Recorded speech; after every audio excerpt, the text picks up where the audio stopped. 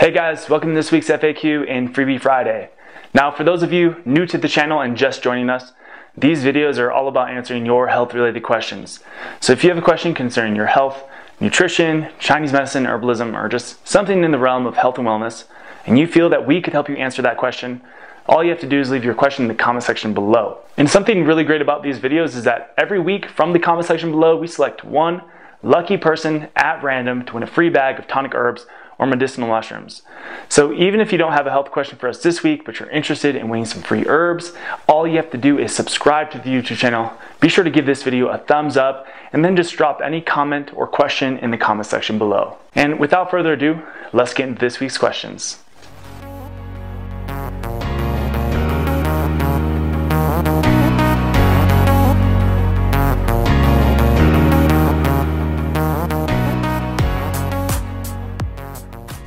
Alright, so our first question is pretty straightforward. This one reads, what herbs and supplements would you suggest would help somebody with hepatitis B? Thanks a lot. Okay, so this is a good question. I actually have a handful of herbs and supplements that actually are pretty profound in potentially reversing hepatitis, so all forms of hepatitis, which is, for those of you that don't know, liver inflammation. And hepatitis A, B, and C are just different degrees or phases of hepatitis, really. Hepatitis A is, of course, like the least severe, and it's usually more symptomatic. It can kind of come and go, and it's not as chronic, whereas hepatitis B and C are more chronic. They're more viral related, and they're interesting because they're both really considered to be both viral infections and autoimmune conditions. And for those of you that also do not know, anything that ends with itis in medical terms refers to inflammation. So it's actually basically severe or chronic inflammation of the liver, not necessarily classified yet as fibrosis or the scarring of the liver, but of course, given the damaging nature of inflammation, it could of course develop to that stage or to that degree. It could also even develop into cancer. So getting a handle on the liver inflammation is going to be huge. Your liver is the most important organ in the entire body. It's the master chemist of the body. It's responsible for all metabolic functions. It has its hands in every cellular physiological function. So super important organ.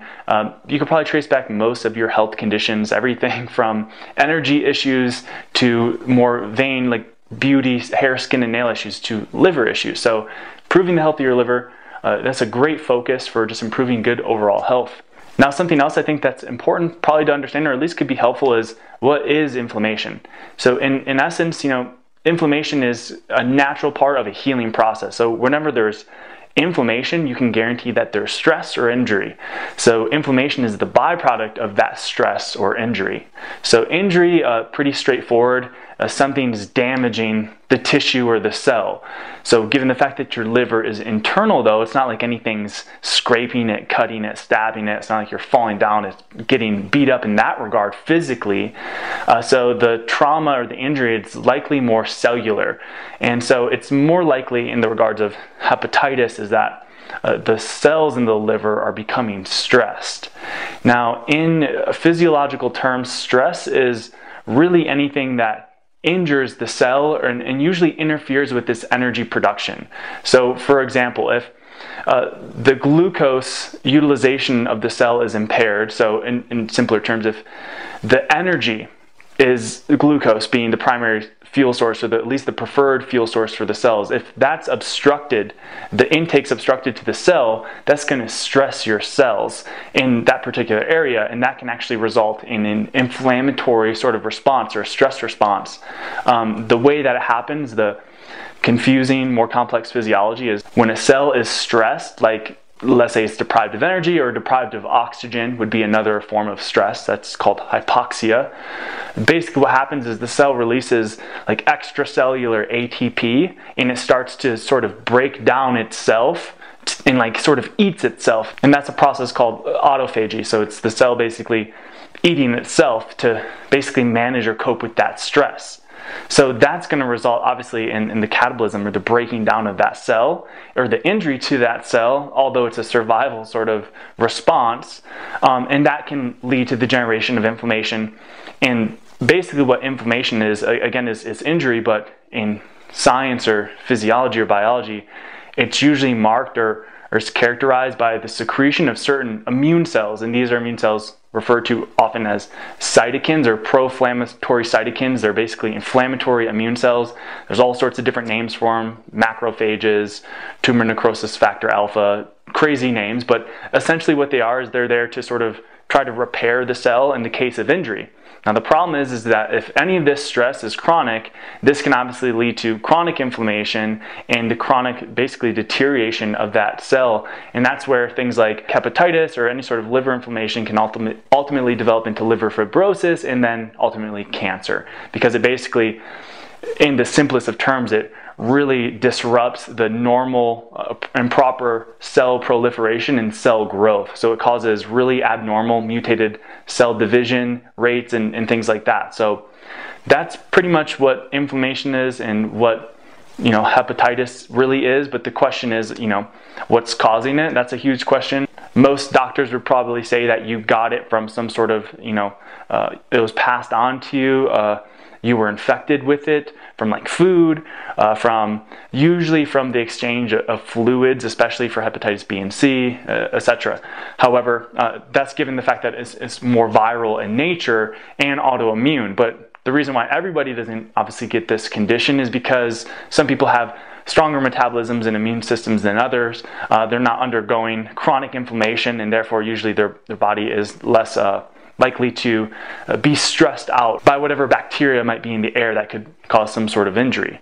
So that's one aspect of it. I don't want to get too deep into the subject of autoimmunity, but it just might be helpful to know that autoimmunity and the key players in autoimmunity or immunodeficiencies are usually these stress chemicals, especially the estrogens, the estradiol, the cortisol. You know, these are catabolic sort of hormones that break down the body, and of course all the other difficult to pronounce inflammatory mediators, the pro-inflammatory cytokines, etc. So with that in mind and all of this in mind, ultimately what we want to do is we want to stop this chronic stress response that's attributing to the inflammation. And there are a handful of really profound yet super simple herbs and supplements that you can take to correct these processes. In fact, some of them are even being considered medicine in this regard. So all these things should be really helpful in treating hepatitis and potentially reversing it, or at least preventing it from it progressing any further. So with that in mind, I want to start off with the herbs. I would highly recommend milk thistle and nettle. Both of these have been long used traditionally as liver tonics, and specifically for treating hepatitis of the liver. And in essence, in short, how they work is basically by shutting off a lot of the inflammatory pathways. So nettle, for example, shuts off, it's a COX-2 inhibitor, so it shuts off the cyclooxygenase 2 pathway. That's a highly inflammatory pathway in the body. Milk thistle, the same. It's just highly anti-inflammatory, if I were to put it into the simplest of terms. And again, traditionally backed, a variety of clinical studies. I'll link clinical studies beneath this video so you can check out, you know, the effects that they have on hepatitis in the liver and how they work if you're interested more in the theory and the science. But those are two fantastic herbs I would highly recommend supplementing with probably daily.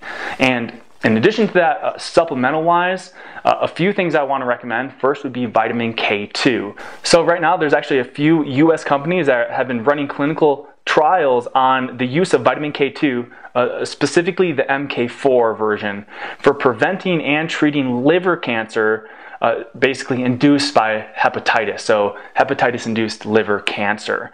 And basically, it's one of the most promising areas so far. In fact, it's into stages 2 and 3, which basically means that it's working. And if it continues, vitamin K2 will probably be pulled off the shelves and off the market and be used as actually probably prescription medicine. So that's how powerful it is. So to paraphrase greatly, the studies done, or at least the most profound study on K2 in regards to hepatitis, was on a study over 300,000 people, and they found that basically, in essence, the people who supplemented K2 for the long term had 80% decreased likelihood of developing liver cancer. And again, this is, as I mentioned earlier, hepatitis, especially hepatitis C or hepatitis B, generally speaking, unless you get a handle on it, most people consider it to head in the direction of cancer. So super profound, clinically proven to work to prevent cancer. I think the basic way way that K2 works is that it's incredibly anti-inflammatory, and because it promotes cellular respiration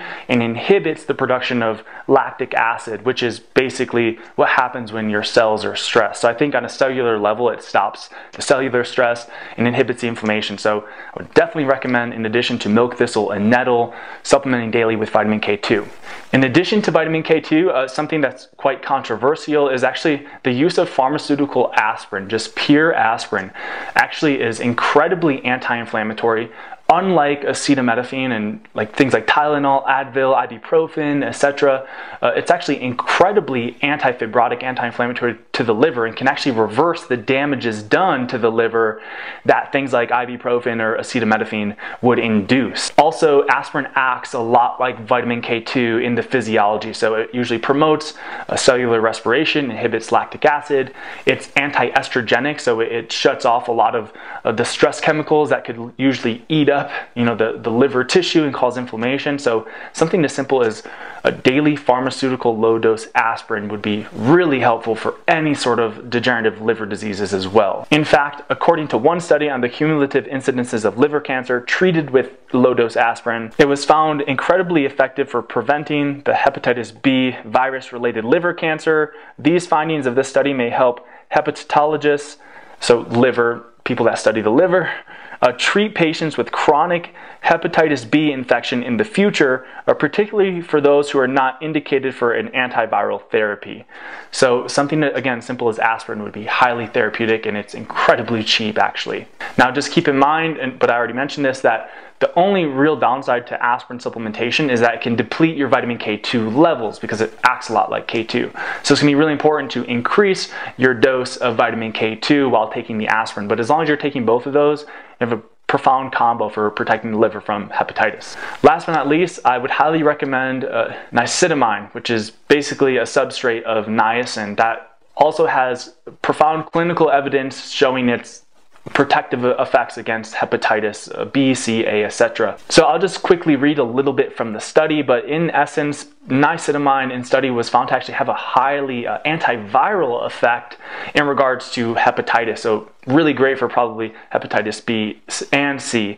Basically, it found niacinamide to have an effect on the virus infection.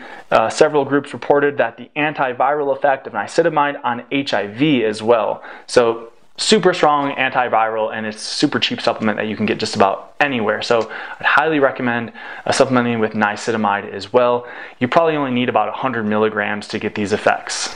So to recap and answer your question again, best herbs and supplements for hepatitis, and now that we understand some of the physiology: milk thistle for sure, nettle, niacinamide, aspirin, vitamin K2. Those 5 things, all clinically proven, traditionally proven, should be incredibly helpful. Of course, at the same time, like with any other condition or disease, you want to make sure you're also reducing your total overall stress. If you're stressed out as a being, you can guarantee that your organism's stressed out, and that means every cell in your body is stressed out, and that's really where the inflammation begins, where the cellular respiration is inhibited and it starts to become stressed on the cellular level, producing inflammation. But all these supplements I recommended, they can mitigate a lot of the effects of this and can be very therapeutic. So hopefully that helps you out. All right, so that brings us to our next question. This one reads, what is the best way to handle healing, balancing one's HPA-axis after it has been messed up for years by long-term prescription medication use? I'm not sure how much it matters, but I should mention I'm hypothyroid. Not surprised. Diagnosed at 16 years old, not autoimmune. Hypothyroidism came before the prescription medication use. Thank you so much for sharing your knowledge. Okay, so balancing the HPA-axis. From my understanding, it's really quite simple. You could make it really complicated, but I talk about this a lot recently. But so there's 2 basic ways that your metabolism can go. Your metabolism can be either in the appropriate direction, driven by the thyroid, and that means that your thyroid is going to ensure that your cells are uptaking the appropriate amount of oxygen that they need to go through the Krebs cycle to uptake glucose and produce the sufficient amount of ATP, which is 32 ATP, and then carbon dioxide, which is not only great for the plants, but is protective for the whole organism. So that's thyroid-driven metabolism. That's normal, healthy metabolism. Thyroid's working good. The adrenals are chilled out. They're really not doing much whatsoever. The pituitary is not doing much whatsoever. That's sort of secondary survival metabolism in organs and glands. They serve their purpose and their function, but ideally they're not really doing much most of the time. When you are stressed out, metabolism takes a shift, thyroid downregulates, and instead your pituitary gland and your adrenal are stimulated, and they secrete cortisol and adrenaline. They interfere with this whole thyroid-driven metabolism, and they basically start breaking down your tissues and organs and cells and your muscles to make glucose to try to feed your body in a stress, survival, like fight or flight sort of state. So there's many reasons that this could occur, why your thyroid could downregulate, but it all comes back to basically the stimulation of the pituitary adrenal-driven metabolism and the secretion of cortisol and adrenaline. And really, this is anything that stresses you out. So what's stress? Stress in an experiential point of view, as a human, anything that stresses you out as an individual, so I'm talking about psychological stress, those are conflicts. That's pressure. Think of the word stress. Stress means to press. So depression, suppression, oppression, impression even, all these sorts of pressures usually stress you out. So everybody responds differently to situations. Everybody perceives stressors differently. Some people aren't depressed or pressed down or suppressed as easily as others. So this is a very unique topic, the psychological stress. I can't really dive too much into it, but I would highly recommend watching the videos I've made on mental and emotional stress. Anything that has the word stress in it or mental, emotional healing on this channel, give it a watch, so that way you can get that perspective as well. Because if you're just trying to correct the biology, but you're not addressing your mind, that's where it's being created from, then you're just making up the difference. You're just cleaning up the mess all the time. It's not to say that you can't take care of the body and get any sort of stress occurring in the body taken care of, but you definitely have to handle that as well, because psychological stress will trigger the pituitary adrenal-driven metabolism and stress your body out and wreck your HPA-axis, if you will. And so it's not surprising you mentioned hypothyroidism, because that just means you've been in a chronic state of this more or less stress metabolism, which creates sort of a vicious cycle, because all these stress chemicals, the cortisol, the estrogen, actually oppose the cellular uptake of thyroid hormone. So they're opponents to thyroid hormone. At the same time, thyroid usually opposes these when it's working efficiently. But if you're in a stress state or a chronic stress state, probably the best thing you're going to want to do is remove the opposing stress chemicals. That way the thyroid can function normally and operate normally. So definitely be sure to get a handle on the psychological stress as best as possible, because you could be doing all the correct things physiologically speaking, diet, nutrition, exercise, sleep, lifestyle-wise, etc. But if you're stressed out all the time psychologically in your mind, that's a constant source of stress occurring all the time, countering your efforts. So definitely watch those videos to get a handle on a major source of stress for most people. It's probably the major source of stress, probably even greater than nutritional stress for a lot of people. So definitely get a handle on that. But what's going to be helpful in tackling all sorts of stress, by tackling the manifestation of stress, which is the production of all these stress chemicals, is going to be those adaptogenic herbs. There are a variety of clinically proven, profound anti-stress herbs. Some of the best for lowering cortisol and adrenaline, as I talked about in a recent video. And those are the major ones you're probably going to want to get a handle on, because they'll start the cascade of other stress chemicals being secreted. So if you can get a handle on stress from this initial stage chemically, then you can prevent a lot of other stress. And the best herbs for lowering cortisol and adrenaline are herbs like ginkgo biloba, ashwagandha, holy basil, rhodiola, cordyceps, and astragalus. All those should be some of your best friends while coping with stress and reducing the stress chemicals. In addition, one of the things you have to understand, that that fuels the thyroid. So as you're removing these opposing chemicals, the best thing you can do for your thyroid is, what other than just remove stress so it functions naturally, is to feed your body glucose or sugar. Glucose is your thyroid's primary fuel. Without glucose, it's actually when your liver glycogen becomes depleted because you don't have enough dietary glucose. And keep in mind that when you're stressed out, your energetic requirements dramatically increase. So that means your body uses up a lot of sugar or glucose, or specifically what's converted into glycogen, to cope with and handle that stress. But when that glycogen is depleted, that sounds the alarms for your body, and that's what shifts the metabolism from the thyroid metabolism to the adrenal pituitary metabolism. So making sure that you have enough liver glycogen, taking care of the liver, is going to be huge in that regard. And something as simple as just eating ripe organic fruit, getting enough fructose, honey, things like that. That's why you crave sweets when you're stressed out. It's not, your body's not stupid, it's incredibly intelligent. There's nothing necessarily wrong with sugar. If you're against sugar, definitely watch the video I just made on sugar.